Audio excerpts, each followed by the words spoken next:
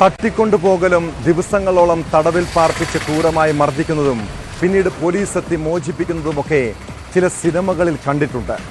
അങ്ങനെ സിനിമയെ പോലും വെല്ലുന്ന ഒരു ദുരന്ത കഥയാണ് തൃശ്ശൂർ പുതുക്കാട് നിന്നും കേട്ടത്. അടച്ചിട്ട വീട്ടിൽ ഒരു യുവതിയെ 3 ദിവസത്തോളം തടവിൽ പാർപ്പിക്കുന്നു. ഭക്ഷണം പോലും നൽകാതെ കൊടിയ പീഡനം, സ്വർണവും പണവും കൊള്ളയടിക്കുന്നു.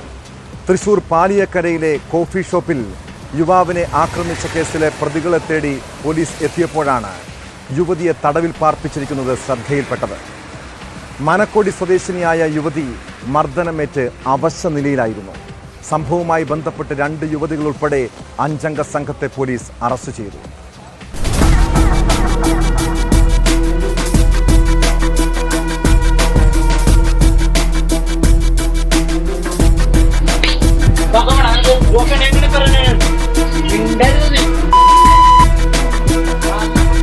കല്ലൂർ നായരങ്ങാടി സ്വദേശി ഗോപു എന്ന ഗോപകുമാർ, കോഴിക്കോട് മേലൂർ സ്വദേശി അഭിനാഷ് പി, ശങ്കർ അളഗപ്പ നഗർ സ്വദേശി ജിതിൻ ജോഷി, കോഴിക്കോട് മേലൂർ സ്വദേശി ആതിര, തിരുവനന്തപുരം വെള്ളറട സ്വദേശി അഞ്ജു എന്നിവരാണ് അറസ്റ്റിലായത്. ഇവർ ഉപയോഗിച്ചിരുന്ന കാറും പോലീസ് കസ്റ്റഡിയിലെടുത്തു. പാലിയക്കര ടോൾ പ്ലാസയ്ക്ക് സമീപത്തെ കോഫി ഷോപ്പിൽ ടോക്കൺ എടുക്കാത്തതിനെ തുടർന്നുണ്ടായ തർക്കത്തിൽ ബംഗാൾ സ്വദേശിയെ ഗോപകുമാർ, അഭിനാഷ്, ജിതിൻ എന്നിവർ ചേർന്ന് ആക്രമിച്ചതാണ് സംഭവങ്ങളുടെ തുടക്കം. പ്രതികൾ കോഫി ഷോപ്പിലെ ജീവനക്കാരായ പശ്ചിമബംഗാൾ മുർഷിദാബാദ് സ്വദേശി അബ്ദുളിനെ ആക്രമിക്കുകയും കല്ലുകൊണ്ടടിച്ച് പരിക്കേൽപ്പിക്കുകയുമായിരുന്നു.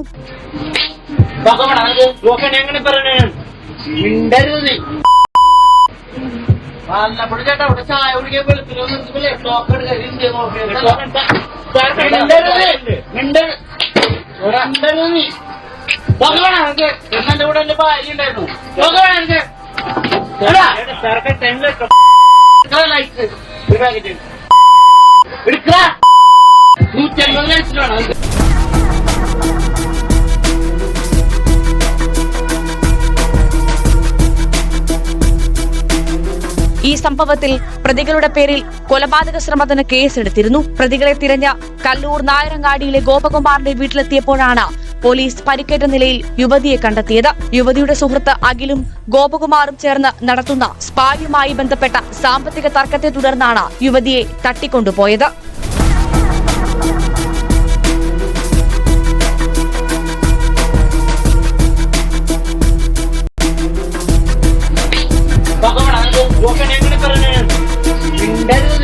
സ്കൂട്ടറിൽ സഞ്ചരിച്ച യുവതിയെ തൃശൂർ പടിഞ്ഞാറേക്കോട്ട അരണാട്ടുകര റോഡിൽ വെച്ച് കാറിടിച്ച് വീഴ്ത്തിയ ശേഷം ബലം പ്രയോഗിച്ച ഗോപകുമാറിന്റെ വീട്ടിലെത്തിച്ച ദേഹോപദ്രവമേൽപ്പിക്കുകയും ആഭരണങ്ങൾ അഴിച്ചെടുക്കുകയുമായിരുന്നു.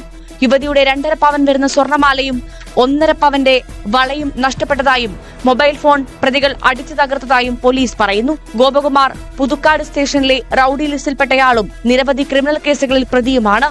ജിതിന്റെ പേരിൽ പുതുക്കാട് സ്റ്റേഷൻ പരിധിയിൽ വീട്ടിൽ അതിക്രമിച്ചു കയറി ഭീഷണിപ്പെടുത്തിയതിനും ലഹരി മരുന്നുപയോഗിച്ചതിനും കേസുകളുണ്ട്.